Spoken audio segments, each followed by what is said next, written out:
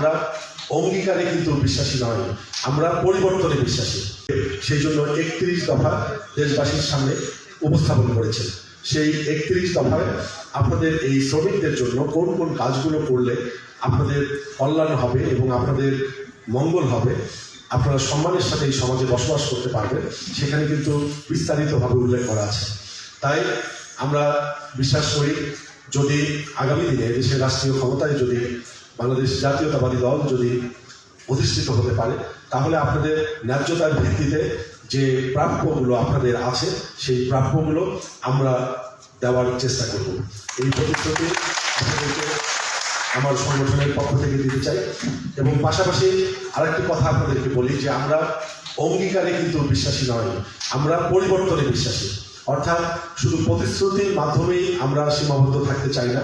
আমরা মুখে যে কথাগুলো প্রতিশ্রুতি দিব, প্রকৃত অর্থে সেই কথাগুলো আমরা যেন বাস্তবায়ন করতে পারি বা বাস্তবায়ন করি, সেই লক্ষ্যেও কিন্তু আমরা কাজ করে যাব।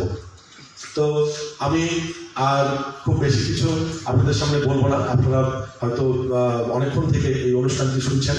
আজকে এই ইমারত শ্রমিক ইউনিয়নের সম্মানিত নেতৃবৃন্দ যে এত সুন্দর একটি প্রোগ্রামে বা এরকম মহৎ পেশার সাথে যারা জড়িত আছে, তাদের এই প্রোগ্রামে আমাকে প্রধান অতিথি হিসেবে আমন্ত্রিত করার জন্য আমি ওনাদের প্রতি কৃতজ্ঞতা প্রকাশ করছি এবং আপনাদের প্রতিও আমি কৃতজ্ঞতা প্রকাশ করছি।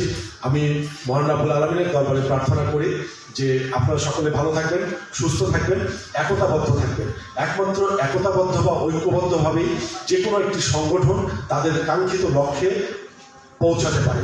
আপনারা যদি, আমার বিশ্বাস যে এই বিভাগ, জেলা এবং যত আপনাদের এই ইমারত শ্রমিক ভাইরা যে আছেন, সকলে যদি আপনারা ঐক্যবদ্ধ থেকে আপনারা আপনাদের দাবির ব্যাপারে, আপনারা আপনাদের যে প্রাপ্য অধিকারের ব্যাপারে যদি আপনারা সোচ্চার থাকেন, আমি বিশ্বাস করি কেউই আপনাদের সেই অধিকার থেকে বঞ্চিত করতে পারবে না।